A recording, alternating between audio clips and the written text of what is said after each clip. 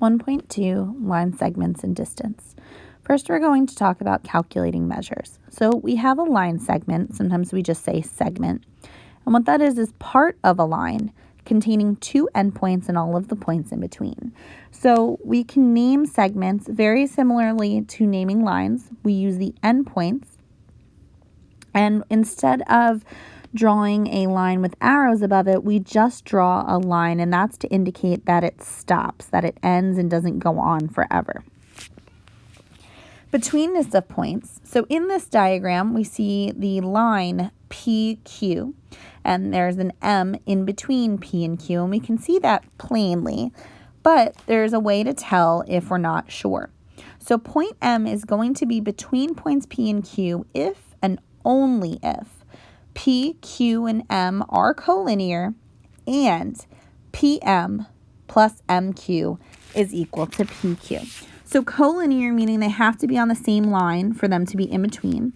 And if PM plus MQ is equal to PQ, what that means is from P to M, this portion right here, if I add up that length plus from M to Q, this length, it should equal the length of this entire segment, which it clearly does.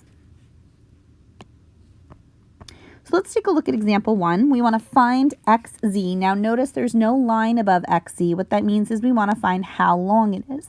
That's the measure, the length of it. So we are going to assume that this figure is not drawn to scale, and we are told that XY is 4 inches and YZ is 4 inches. So we know that XY plus YZ is going to be equal to XZ, the entire line. XY from here to here, we know is 4 inches, plus YZ from here to here is 2 inches, and 4 plus 2 is going to give us 6. So XZ is going to equal 6 inches. If we take a look at example 2, very similarly, we want to find AB. This time AB is the smaller portion over here. Instead of needing the entire thing, it's missing. So we could call that X or we could call it AB. It does not matter. So let's assume that this figure is not drawn to scale again. And we know that if we add the two segments, AB plus BC together, it should equal the whole line AC. We do not know what AB is, so I'm going to leave that for now. But I know BC is 5.8. And we know that AC is 13.2. Next, back to Algebra 1, let's subtract that 5.8 from both sides. And when we do that, that is going to give us AB is equal to 7.4, and our units were meters. So the measure of AB is 7.4 meters. Example 3, we're asked to find the value of X and ST if T is between S and U. So I need a segment. T and S are going to make up part of a segment, but T is between S and U. So S and U are on the ends and T is somewhere in the middle. We don't know for sure if it's in the middle, a little bit closer to S, a little bit closer to T. We're not sure. Now let's fill in what we know. So we know that ST is 7x. We know that SU is 45, so that would be this entire length. And we know that TU is 5x minus 3. So what we want to do is first solve for x. It says to find the value of x and the length of ST, or the measure. So let's solve for x first. So we know that if we were to take ST plus TU, we would end up getting SU.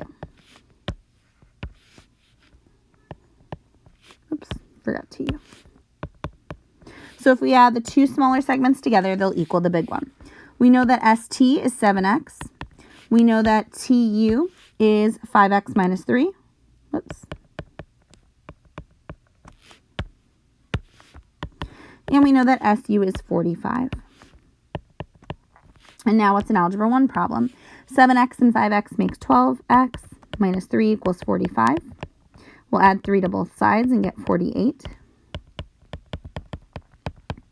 Divide by 12.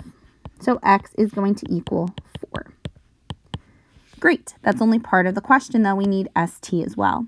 ST we know is 7x. So if ST is equal to 7x and we know x is 4, that really means that ST is 7 times 4, or that ST is going to equal 28, and I don't believe we have units.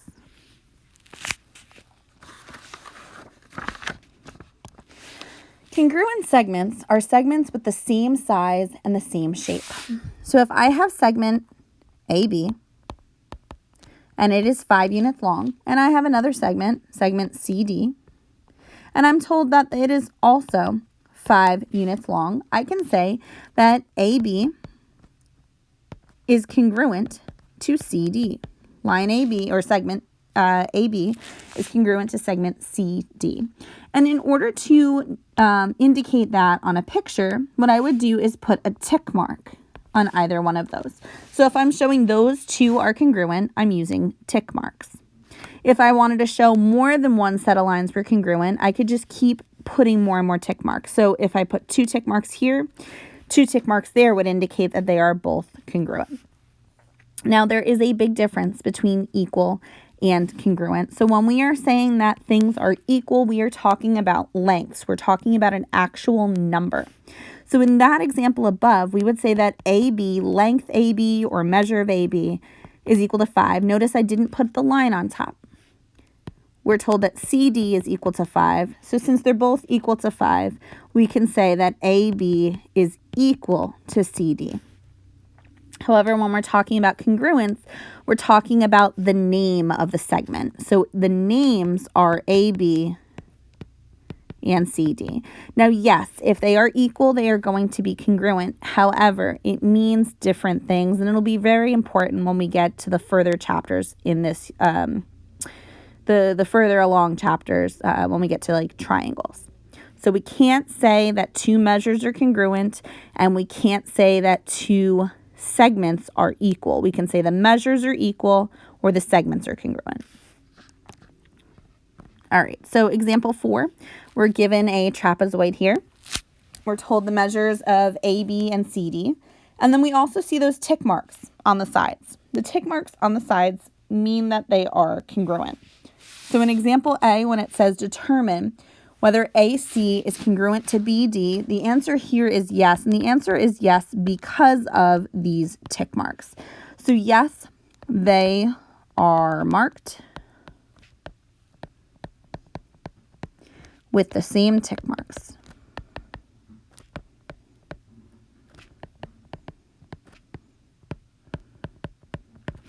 Now we want to determine whether AB is congruent to CD. That's these top and bottom. They are not congruent, and we know they are not congruent because they are not equal. Their measures are not equal. So no, we know that AB is equal to 12.7 and CD is equal to 12.9. So they are not the same size.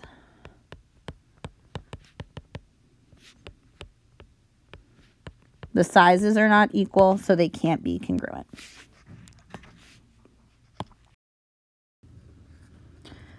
The distance between 2 points is what we're going to talk about next. So distance is the length of a segment between 2 points, and that is always a positive value. So distance formula is really what we're going to use here. So the distance formula is going to be between 2 points, just the difference, the absolute value of the difference. So if we were to put those points on a number line, we would just subtract those two numbers and take the absolute value. So for example, in 5, we're given this number line and we want to find the distance for CF. So here's C, here's F, and if we want to find that, all we have to do is subtract the 2 and take the absolute value. -4 minus 5 is going to give us the absolute value of -9, so we get 9 as our answer. We could have done 5 minus -4, and that would have also given us the same answer. For AE, here's A, here's E, so same thing. All we have to do is subtract and take the absolute value. Negative 7 minus 2, also negative 9. So that distance is 9, and you can always double check by counting. 1, 2, 3, 4, 5, 6, 7, 8, 9. Lastly, we want to determine if CF and AE are congruent. Since they are both segments and they are both equal, we can say that yes, they are congruent.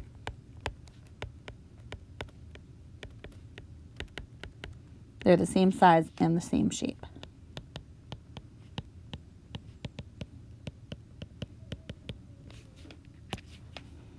And last but not least, this is likely how you would have finished off the year for Algebra 1, is with the distance formula. So the distance formula is the square root of x2 minus x1 squared plus y2 minus y1 squared.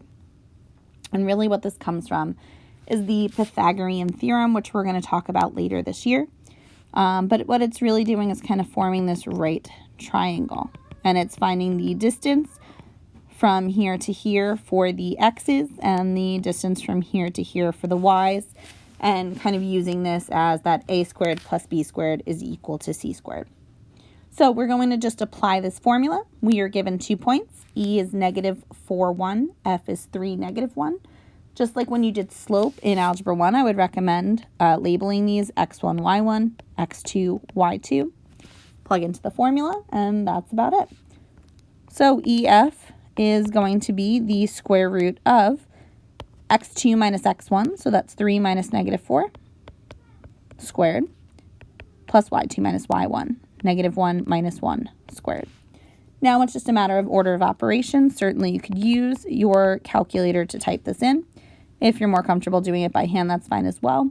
So that's going to give us 7 squared plus negative 2 squared under the radical. 7 squared is 49. 2 squared is 4, negative 2 squared is 4. When I add those together, I'm going to get the square root of 53, which is not something I can simplify.